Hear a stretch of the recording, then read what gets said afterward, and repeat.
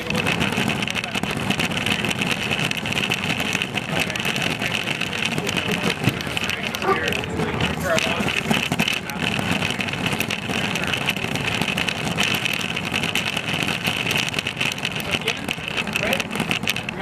I want to make a beautiful pizza, so we need to finish the process. All this hard work we put up until now. Round pizza, what do we need? A round dough ball. How do we get a round dough ball out of here? Carefully. Very carefully. Gently, right?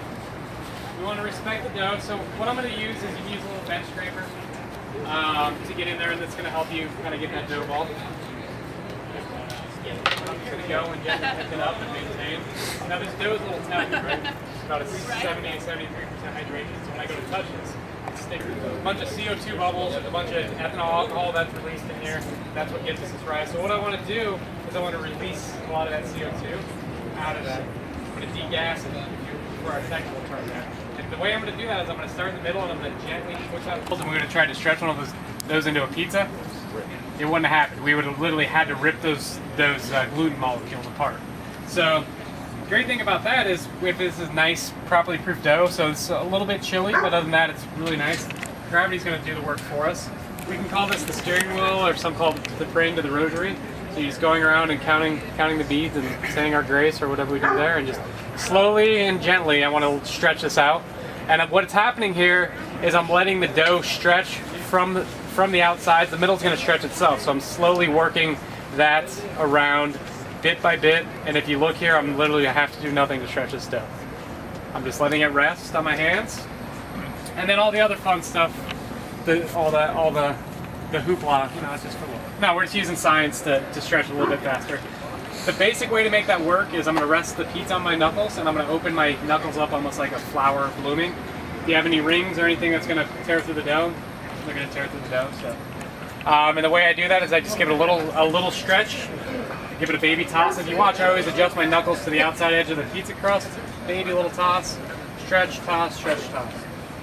I'm going for a 10-inch pizza. And when I'm stretching this pizza, again, I want to work the middle.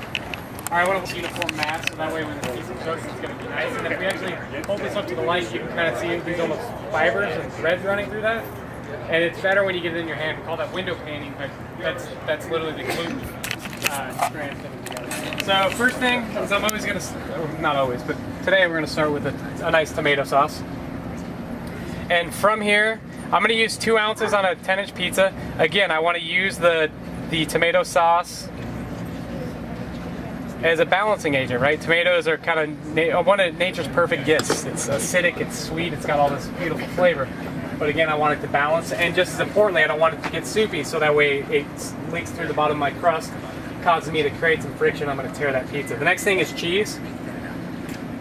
Mozzarella cheese by itself is pretty uninteresting, if we're being honest. It's not really that salty. There's not a lot of flavor going on.